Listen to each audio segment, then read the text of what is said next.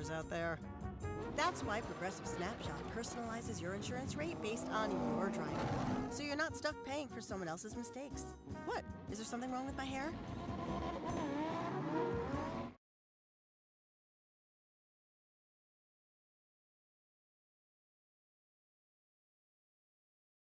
Your camera roll has all the ingredients, but you can never find time to edit. Then you discovered Canva's Magic Video. It edits everything for you. Titles, transitions, music, all in the style you choose. It's a piece of cake. Try Magic Video today.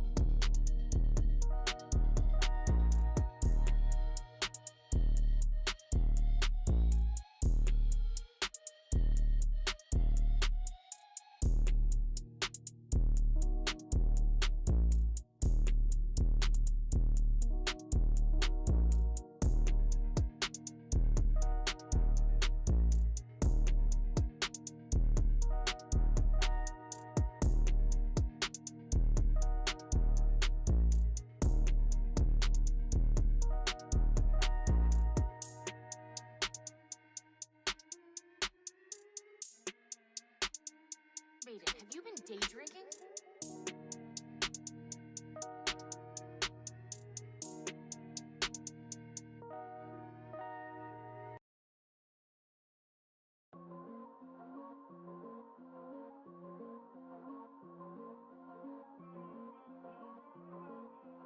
Aiden.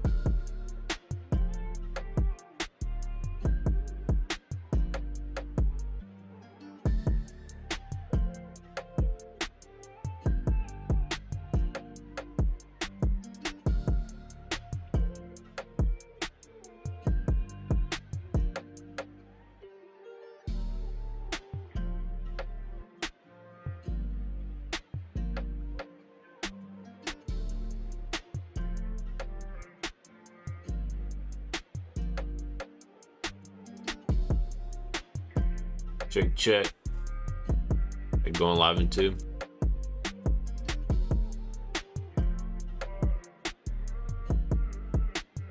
Wait, have you been day drinking?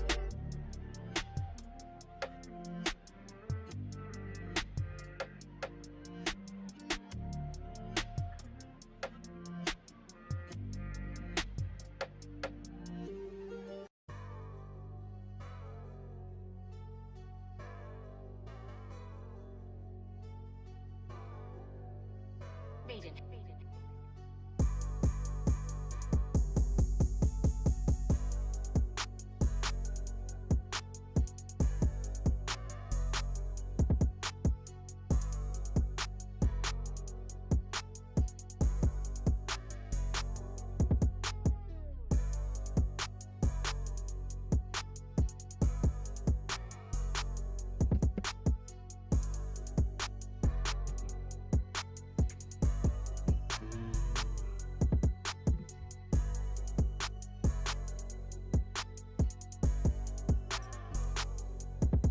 Hello, hello. Do some chronology today, huh? All right. So, yeah, it's been rainy as hell.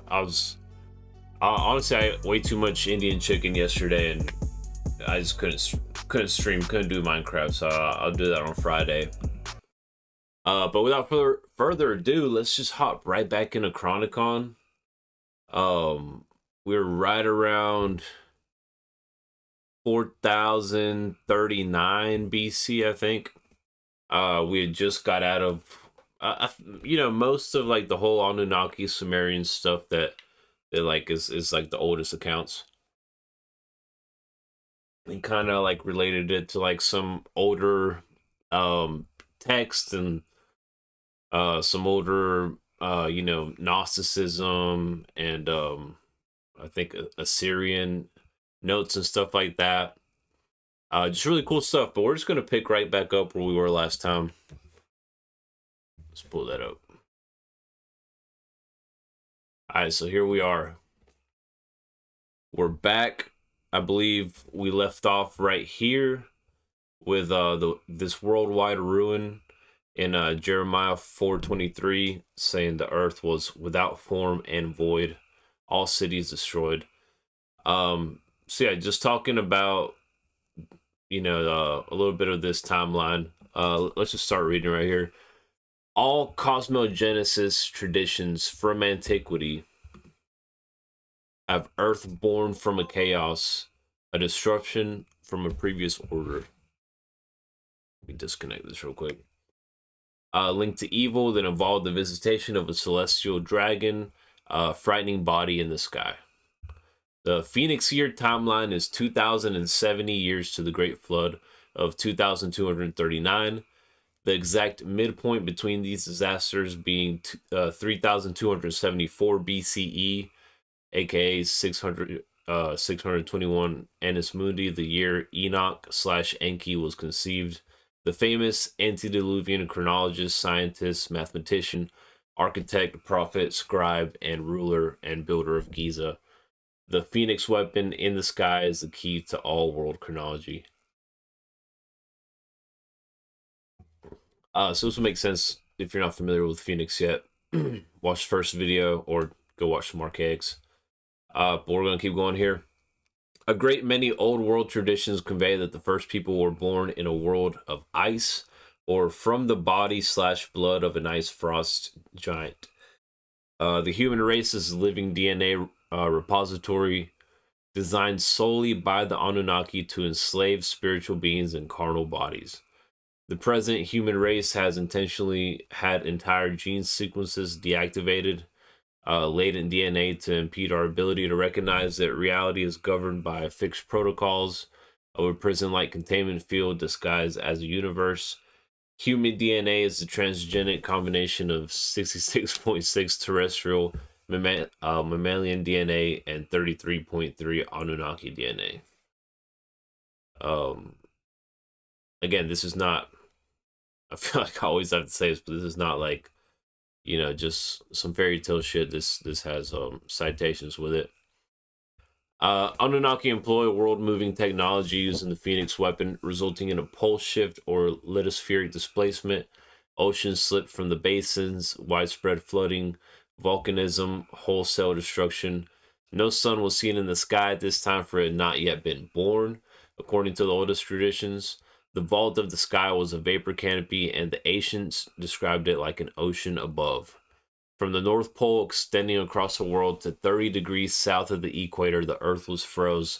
South of this, marsupial and mammalian life forms thrived.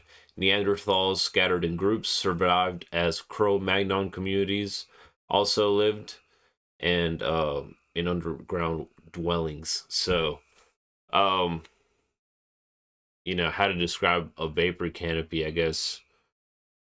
If I had to picture what this was, I would say, there will be no sun because it's covered by the vapor, and then it would be like a greenhouse effect, basically. So interesting note by the author here, putting it in that light. So let's keep moving. The Phoenix weapon, or Phoenix, sky celestial phenomenon, can no longer be regarded as a dead world on a highly elliptical orbit, for its reappearance in the month of May, over and over again, documented over thousands of years, as it reappears every 138 years, necessitates the existence of a controlled and local phenomenon, which is part of the vast mechanism of the sky. The Phoenix weapon protocol is known by its effect population control, including stopping human development to destroy local and very enlightened populations or whole hemispheres, and in some few cases, the entire world. The reader who finished Chronicon from 5239 BCE all the way to 2040 CE will have no doubt that the Phoenix is an intelligently designed weapon hitting in our local sky to repeatedly maintain checks on human population levels, to destroy the works of men and intentionally bury them in mud from the clear sky, to initiate arrested development and induce volcanic resurfacing, which entombs prior land surfaces while also bringing to the surface harvestable deep earth metals and minerals. The chief design of the Phoenix phenomenon is to mask the abduction of human populations and the materials from our world under the guise of natural disasters. The introduction of chaos to keep human victims ignorant that they're being harvested. So, pretty wild take there, but really cool sequence of assertions right there. Let's see. So where were we? I zoomed in a little too much, honestly. Where are we at? We were back here.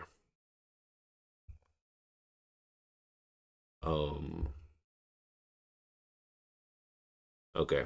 Yeah, so the Heliopolitan cosmology of Egypt. I mean, should I go over some of that? So basically he's saying that there's this sky phenomenon called Phoenix, and every 138 years it comes by, and it'll basically like bury a lot of stuff in mud and make a lot of phenomenon happen, as it says here, like volcanism, etc. So that's being proposed here as an intelligently designed weapon. So that's very interesting. Something that will take a lot of meticulous planning. But let's keep on moving. The Heliopolitan cosmology of Egypt, as revealed in Edfu reliefs, held that before the appearance of Neteru, aka the 10 divinities that started in 3439 BCE to 2239 BCE, which is like the Great Flood time, a dynasty of 10 kings, the PN god, appeared. And he was some kind of violent conflict which brought to a close the first period of creation. An enemy appeared in the form of a serpent known as the Great Leaping One. As a consequence of this mass devastation, the first inhabitants all die and darkness returns to the world. And here's the annotation. Well, look at the citations at the end of these sections. The Egyptian tradition provides no date, but the Pian god is the same as the Fian deity or the phoenix. It brings death and decay, and the earth vanishes into the watery none of chaos and perpetual dark. The Pian god is also called the falcon, the winged one, the winged disc of the Near East, being the greatest symbol for Phoenix and the most widely misinterpreted symbol ever. Throughout thousands of official translations and reference books in hundreds of languages for the last 3 centuries, all so-called authorities claimed the winged disc seen so prolifically throughout the reliefs and art of the ancient world was simply a symbol for the sun. An absolute lie.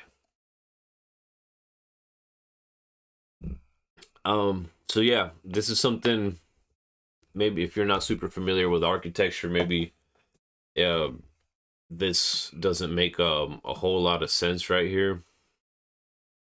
But in old text and represented in architecture, there's always the dragons and in a lot of like old battle stories, even there's some in like Rome with like the Mithridates, but also in old times there's things about dragons and things about what they would call the Pian god in Egypt, and then what they would refer to as Nibiru in Sumeria, and well, maybe Neteru in Sumeria, and then you know, China has a lot of examples of this throughout their dynasties, but that's basically what it's saying here, saying that it wasn't a symbol for the sun, that it was a symbol for this other celestial phenomenon. But let me grab some water real quick.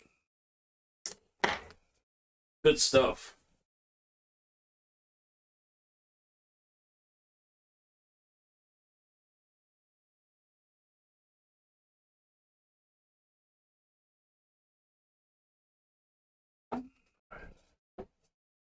Luckily, I got a water fountain right here. Nice, clean spring water. Can't beat it. All right, let's keep on going. We have unique confirmation of the Pian god association to the phoenix from the ancient Sumerian tablets, astronomical tablets. When Apin reaches the path of the sun, there will be a famine of cattle, there will be want. When a planet and Apin stand facing one another, there will be an invasion of the enemy. Translators are confused. Some thinking the Apin is a reference to Mars, but in the same text, Mars is affirmatively identified to them as Lula. The explanatory notes reveal that Apin appears 3 times, and scholars were confused, thinking it was a reference to Mars. The only association is that Mars is a red planet. The confusion was ancient, for the tablets under Apin even have explanatory notes. So yeah, it's basically saying like, hey, this is what they said about this planet. It's called this. They try to say that it's Mars, but it's not Mars. So that's his claim right there. Make sure I'm doing good over here. All right, Heliopolis. Heliopolis. Heliopolis. Okay. Was the city of the sun, a metropolis of learning with universities and libraries known to Greece, Anatolia, Ionia, Crete, Phoenicia, Canaan, Syria, Mesopotamia, Elam, and India.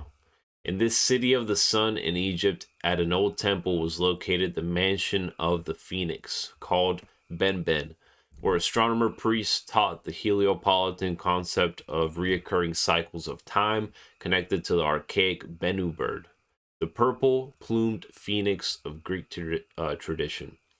The Bennu bird was celestial, and its appearance signaled the death of the first time. Sep Tepi is what they would call it the first time. The golden age of the gods, from 5239 BCE to 4309 BCE, and the commencement of a new world epoch. Andrew Collins wrote that each time the Bennu bird was seen to return over Heliopolis, it marked the end of an aeon and the commencement of the next. Harold Wilkins, in his book Mysteries of Ancient South America, wrote, Mr. H.S. Bellamy, an authority on myths of the moon in the ancient world, supposes that the book of Revelation is really a history of the great cataclysm and enshrines in mystic and cryptic language some ancient story of an earlier pre-lunar satellite of the Earth approaching close to the Earth. Bellamy cites the theory of Austrian engineer Hans Horbiger of Vienna. When the satellite drew near to the Earth, it shone with a brilliant light reflected from the sun, falling on a thick coating of ice, the glaciosphere. The split and fell on the Earth, exposing a layer of red earth, which in turn fell on the Earth in a rain like blood. Bellamy's pre-lunar catastrophe was in 4309 BCE, for the moon appeared in 4039. Okay. Phoenix is a governor, a weapon on a planetary scale hidden in the sky, local and not revisiting our world every 138 years from some long impossible orbital journey, but activating when its design programming protocols instruct it to. So if you watch the first go through, well, the first video, our author is a simulationist, so this is basically where the protocol stuff is coming in from. Every single appearance of the phoenix that caused ruin and desolation throughout human history is perfectly found in the chronometrical measurements of the Great Pyramid at Giza and architectural features that no other pyramids in the world replicate. So he's talking about the actual lengths and relative lengths. The Phoenix weapon destroyed a thriving human civilization, and its survivors are known to us as Cro-Magnon, a human breed physically, mentally, and genetically superior to any Homo sapiens today. This began a 270-year darkness. The megafauna of the old world died. Giant bison, horse, sloths, enormous lions, dire wolves, gigantic bears, saber-toothed tigers, mammoths, woolly rhinoceros. There are millions of bodies found deposited in heaps by water, buried in sediment, many in remarkable states of preservation. The death of the megafauna could have been caused by a pole shift that froze to death the millions of animals in northern Asia and Siberia. However, that the same fields of frozen animals are found in the opposite hemisphere in North America reveals that a polar shift or a lithospheric displacement is not the answer. Only the sudden flooding and polar freezing of the water canopy collapse answers all the evidence. So, yeah, basically just not buying into the whole pole shift thing, going for more of an instant freeze theory here. Baffin Island has a huge forest of trees now petrified under ice. Huge herds of woolly mammoths and rhinos died of cold in central Alaska. Geologists agree that in ancient times, most of Nevada was an inland sea, and Lake Tahoe, Walker, and Pyramid Lake are but surviving relics of this earlier body of water. The region has yielded up the remains of huge ground sloths, mastodons, and rhinos, arrowheads, ground sloth skulls, and hides, and well-preserved shreds of hide, and coarse hair not yet decomposed, causing some to assume a date of about 3000 BCE. There's also evidence that sloths had been domesticated. Yeah, pretty wild shit. All right, so here we have the citations. This is the big deal, you know? This is really important. If you don't have citations, then you're just making shit up, you know? Anybody can make shit up. Anybody can show you a bunch of old pictures and, you know, really get your creativity going, you know, saying, hey, how could this be, you know? Tartaria this, you know? It's easy to fall for, you know? There's no shame in falling for it because, it's just the path to learning some more shit. But here we go. We got some citations here. If you look into these books, even here's like the Numa Elish. This is literally like ancient ancient religious book. And all these other ones, this is serious books. You could look into any one of these books and you would learn so much. And these books have really good citations to them. So I urge you, if you are wanting to look into something, study something, make sure that the author you're looking into has a wealth of citations, because it just helps you clarify shit. If you really want to look into it, it gives you a base point to start from. All right, so moving on, 4,291 BCE.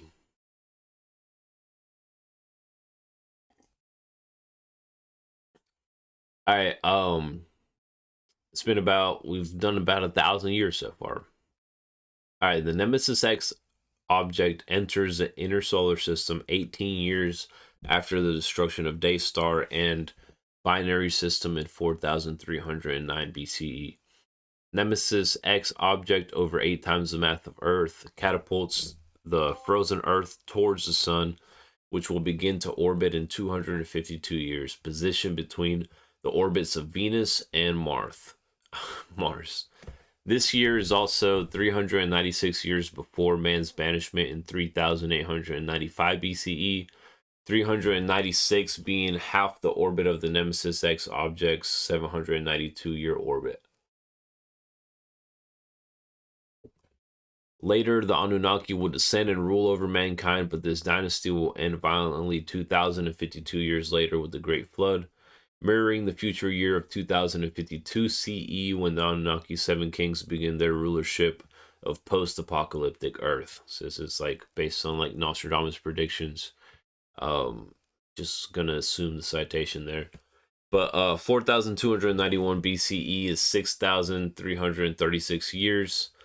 Here's some more math for you. Before the Anunnaki invasion, as described in the Revelation text, this year is 4,320 years before the start of the chief cornerstone's ministry in 30 CE, the one who is called Christ.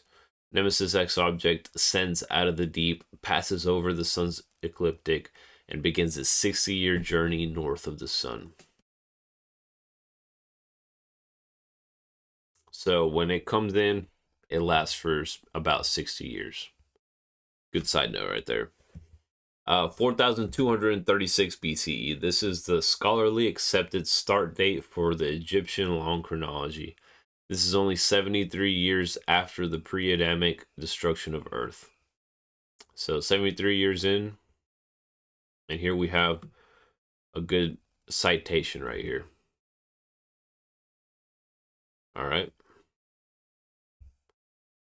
All right, moving on. 4,231. Oh, that's pretty cool. 4,231 BCE. Nemesis X object is 60 years after. Exits the inner solar system and is on a highly elliptical orbit. This is some more math. Again, here we're getting into like the relation of numbers. This really ties into like the author's whole like simulation theory. But yeah, let's keep moving here. 4,171 BCE, planet Phoenix enters the inner solar system. Earth is not yet orbiting the sun. It is still lost in space and 132 years away from basically stabilizing where it is now. 4,104 BCE, in 222 CE, Diogenes Laertius wrote that the Egyptians claimed that their history spanned back 48,863 years from Alexander the Great. This is a lunar code that is interpreted by dividing this sum by 13 lunar months. Counting from 345 BCE, this places a start date at 4,104 BCE, but counting from 331 BCE, when Alexander defeated the Persians, then the date would be 4,089 BCE. So basically just giving you a little old time citation right there. 4,040 BCE, the temple of Dendera in Egypt was built by the Ptolemies on the site of an older structure. The newer temple, following the older plan, which was built to commemorate ancient zodiacal knowledge. Admitting he does not know why, Paul A. Lavalette shows that the Dendera zodiac encodes in our calendar the date 4040 BCE. This is only 1 year off from the actual BCE date. So showing how some scholars will drop this knowledge.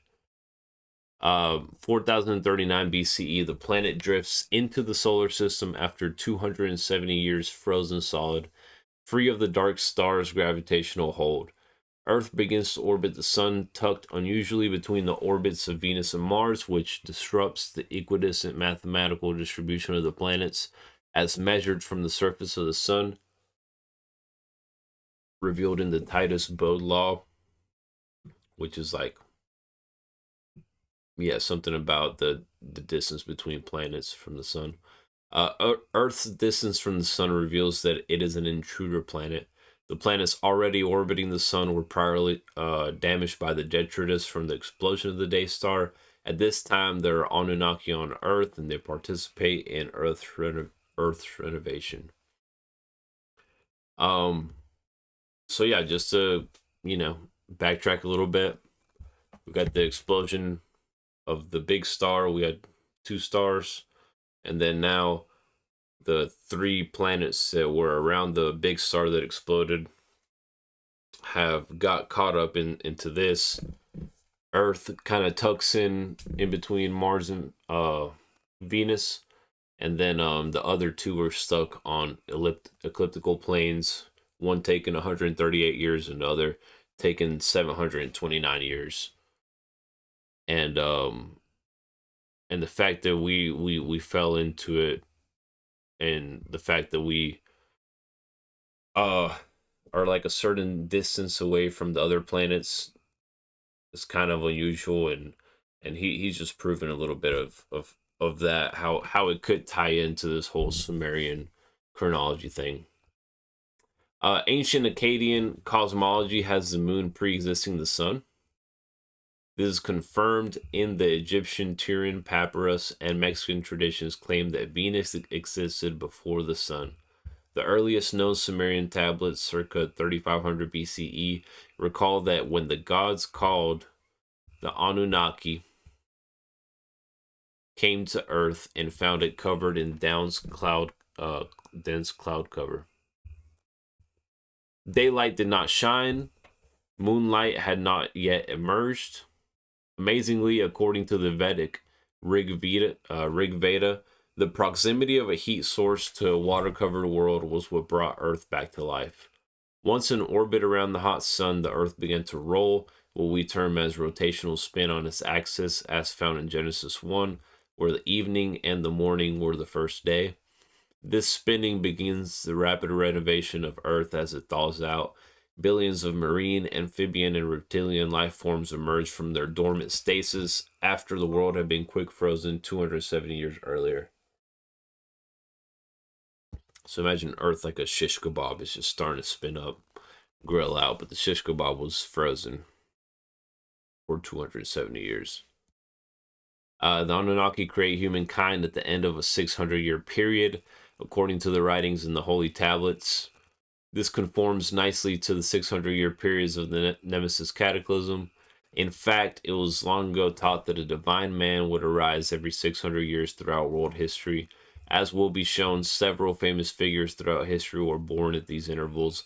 Mankind, according to the Numa Elish, was created in the 6th tablet, just as in Genesis, humans were made on the 6th day. The start of man in this year is encoded in the first verse of Genesis, which reads, "In the beginning." The word beginning derived from a root kedem, which has the geometrical value of 144, carrying with it the idea of eternalness. This year, 4039 BCE, is 144 years before mankind is banished from paradise, aka Eden.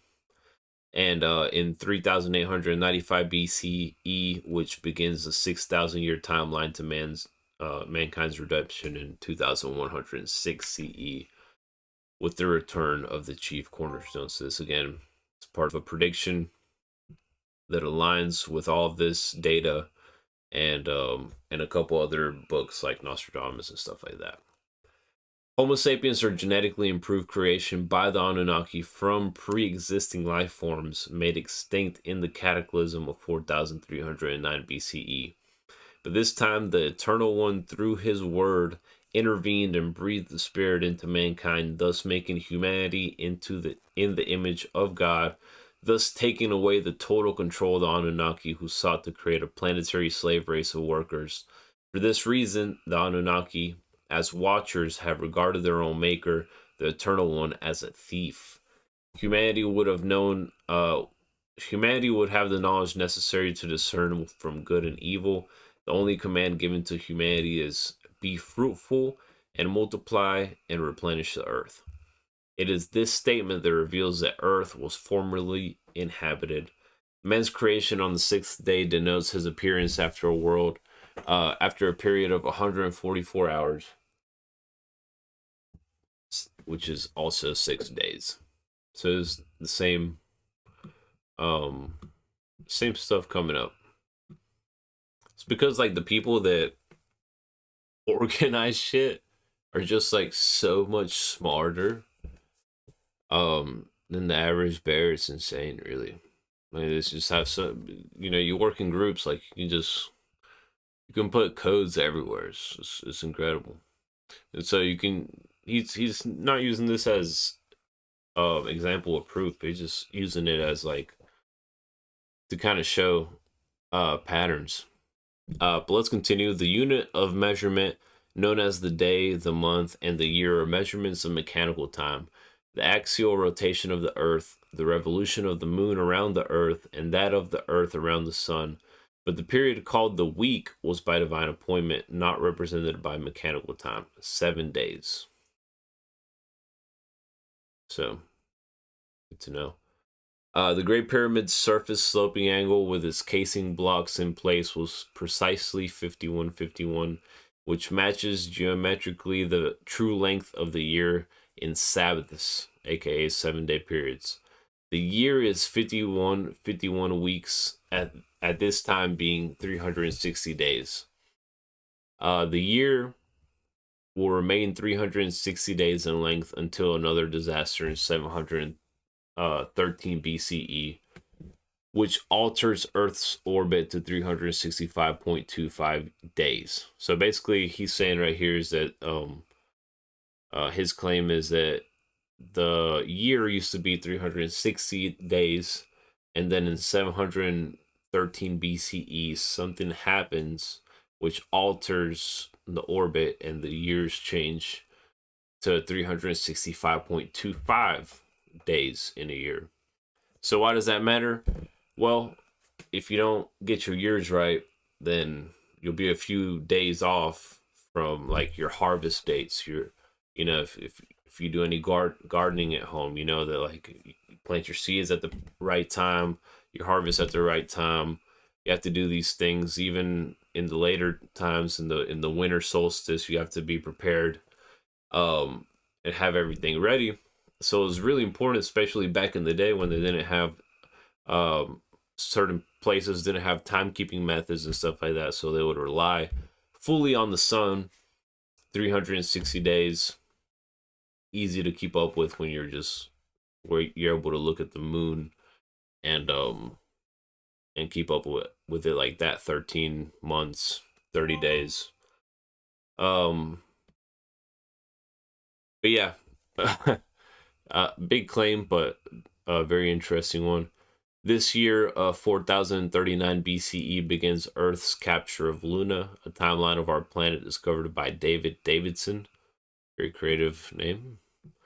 In the geometrical measurements between the Great Pyramid's 4 cornerstones and published in his enormous book, The Great Pyramid, Its Divine Message, published in 1924 CE, Davison declares that the astronomical chronology in the Great Pyramid's measurements began in 4040 BCE and ends in 2045 CE, which would be the end of a timeline involving our planet. He is only 1 year off. Davison knew nothing about Nemesis X, um, or about Earth being an intruder planet. As will be found in this research, in 2046 CE, Earth will be moved away from its current orbital path. And this transposition will alter the length of the day and the year.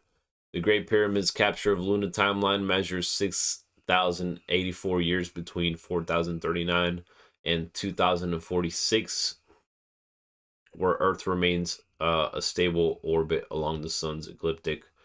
It will not remain here. So here he's saying basically it'll change from 365 to maybe even longer. This is year one of the Great Pyramid's orbital chronology, which is 6,084 years in duration until Earth is again removed from its orbit in 2046. The orbital chronology of this monument was discovered in the 1920s by David Davidson. You gotta fucking love that name, you know? They're like, hey, our last name's Davidson. I know it'd be weird, but let's go for it. You know, let's make the David of all Davidsons. So shout out to the parents of that kid. I guess now. This event was the 1200th year, 600 plus 600 of the Nemesis Cataclysm timeline, and 600 years before the 3439 BCE appearance of the Watchers, and 1,200 years before the start of the Nephilim dynasty, aka the Anunnaki, in the Anunnaki dynasty timeline, which is 600 years before the Great Deluge, which the author is putting at 2,239 BCE. Damn, I feel like I'm talking a lot. I guess that's what I'm here to do, though. I guess if I'm reading this book, but I want to clarify things, but I think this is pretty clear. A lot of just numerology here, and some references here, but from what we're getting is that Earth is an intruder planet, and we got these other, if you want to picture it in an orbital way, then we have these other planets that come through and cause a little mayhem. So let's keep going a little bit. Even as early as 1890 CE, Alex Gleason noted that the theory of gravity does not explain the perfect lunations of the moon. The moon's orbit is too perfect, unchanging, and the position is officially that the gravity would cause drag and pull from other planets that is non-existent. The firstborn son of the Anuna god Enlil was Nanar, or moon, where Sumerian texts reveal the god Enki obtained the seed material to make mankind. So, hey, seems like we got a little moon in us, maybe. This seed was connected to a cataclysm involving the destruction of Tiamat. In the Near East after the Great Deluge, the moon was called Sin. The oldest belief in recorded history concerning the origin of humanity holds that mankind came from the moon.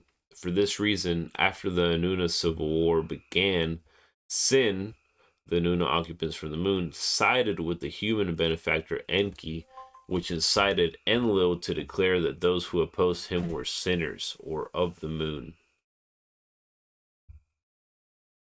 So yeah, basically what he's saying here is that the I don't even know how to describe this. The Anunnaki, which were on the moon, were beefing with the Anunnaki that were somewhere here on Earth, and then some of those guys on the moon sided with this guy called Enki, who was obviously on the side of some of these guys. We had the moon guy started siding with the human guy. And then Enlil started calling them sinners, not because they were bad people, but because they were from the moon, because the moon was called Sin after the Great Flood, which people would consider like the Great Flood of Noah or other floods of renown. All right, let's keep moving. Genesis 1:2, the Spirit of God, Keneph, equals Fenk or Phoenix moved over the deep waters. This appearance of the moon was 6 years before the appearance of Phoenix. Let's keep going. Let's keep going.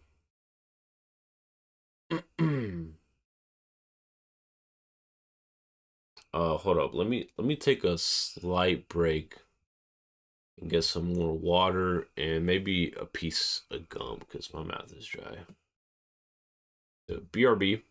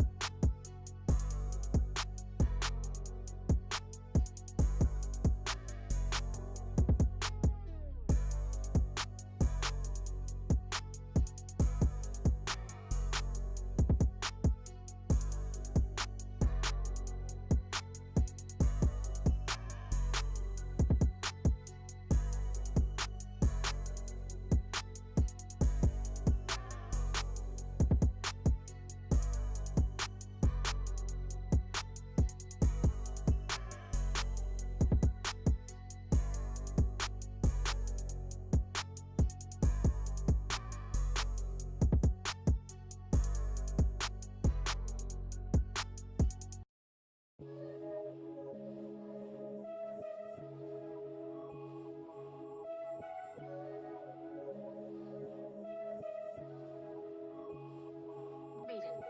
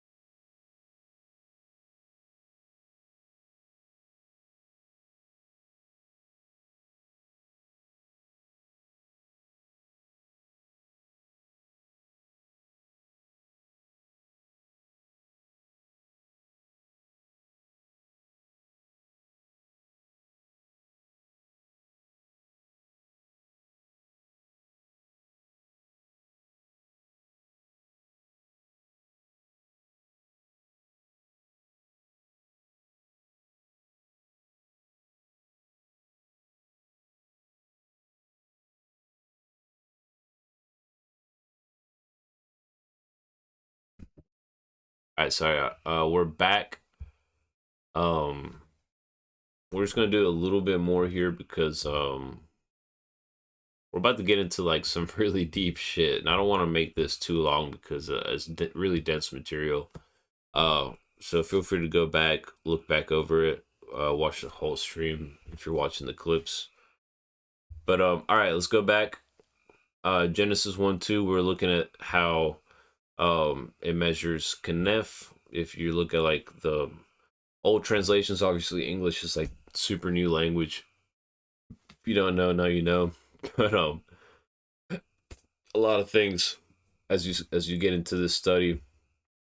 But this appearance of the moon was 6 years before the appearance of Phoenix, aka Knef, and 4033 BCE. So this number 6, it was like recorded because of this in some stages of creation for Semitic traditions. So you see that a lot if you like really start looking into like old Semitic texts and like depictions, like they use the number 6 a lot. So ancient American cosmological beliefs held in the beginning the god Huracan, the urgent origin of hurricane, a mighty god of wind, passed over the waters of chaos in the form of a huge bird, thus bringing earth into being. Lewis Spence notes in Popol Vuh record that in many ancient American traditions, the central idea of creation is supplied by the brooding of a great bird over a dark primeval waste of waters. So here we got, again, the Oxford Illustrated Companion, the Holy Tablets, Shabbat. We got these are amazing citations, amazing citations. Let's keep going. We're gonna get halfway through this last page right here. All right, 4033 BCE. Planet Phoenix enters the inner solar system, completing its 138-year orbit on its way back out to the Kuiper Belt. This is 6 years after the appearance of man, counting 1656 months to man's banishment from Eden. Or 138 years. So 6 days of creation. Yeah. This is where we're gonna end off here, because this next part's gonna get really dense. But 4004 BCE, this has become recognized as the date of creation to Christians, as published in multitudes of study Bibles and books, having its origin with the chronological research of James Ussher's Annals of the World. The date is 109 years off. Like so many of Ussher's Old World dates, the correct date is 3895.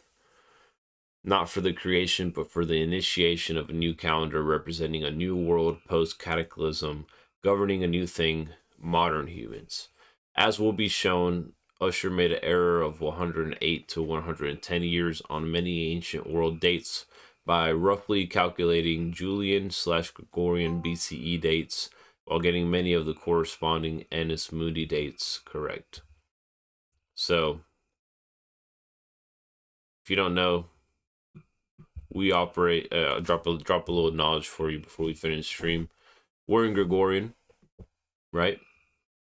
Julian was right before Gregorian.